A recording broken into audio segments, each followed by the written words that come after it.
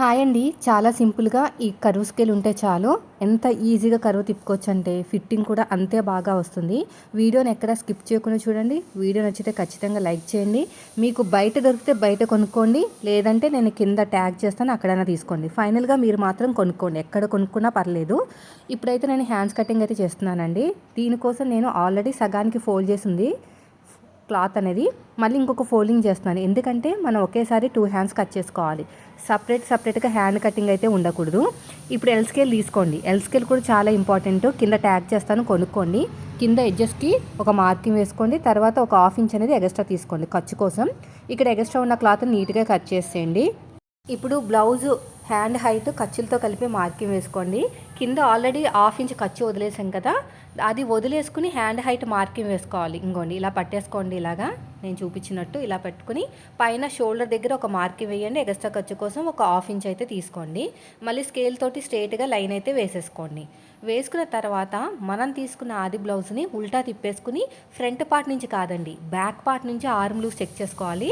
పైన షోల్డర్ కుట్టు దగ్గర నుంచి సైడ్ జాయింట్ ఫస్ట్ కుట్టు వరకు ఎంత వచ్చిందో చెక్ చేసుకోండి.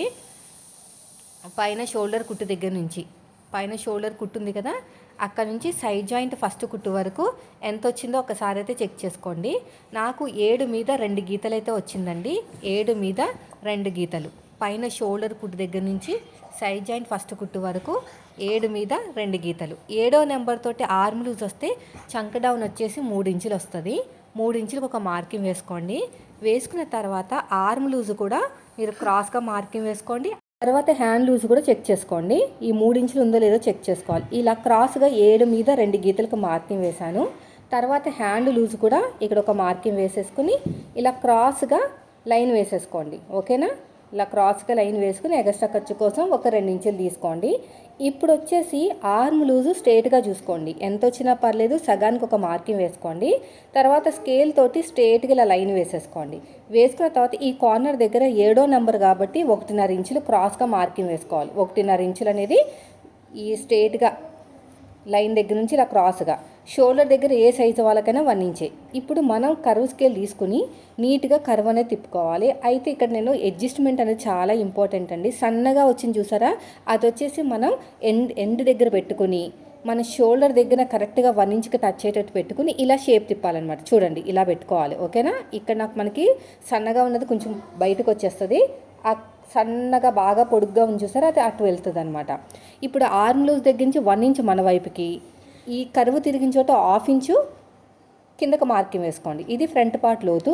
మళ్ళీ ఇదే స్కేల్ని సేమ్ అలాగే పెట్టేసుకుని మళ్ళీ ఈ 1 ఇంచ్కి టచ్ అయ్యేటట్టు, ఈ కరువు తిరిగిన చోట 1/2 ఇంచ్ ఇచ్చాం కదా, అది కూడా టచ్ అయ్యేటట్టు ఇలా షేప్ అయితే తిప్పేసేయండి. అంతే. ఇప్పుడు ఎలాగైతే మార్కింగ్ వేసుకున్నామో సేమ్ అదే విధంగా కటింగ్ చేసుకోవాలి. చాలా సింపుల్ అండి. చాలా అంటే చాలా సింపుల్గా ఉంటుంది. ఇలా నీట్గా కటింగ్ చేసేసుకుంటామే. ఇక్కడ సైడ్ కూడా ఫస్ట్ వచ్చేసి 1/2 ఇంచ్ వరకు స్ట్రేట్గా వెళ్ళి తర్వాత ఇలా క్రాస్గా కటింగ్ చేసుకోవాలి. షోల్డర్ దగ్గర చిన్న టక్ ఇచ్చేసేయండి.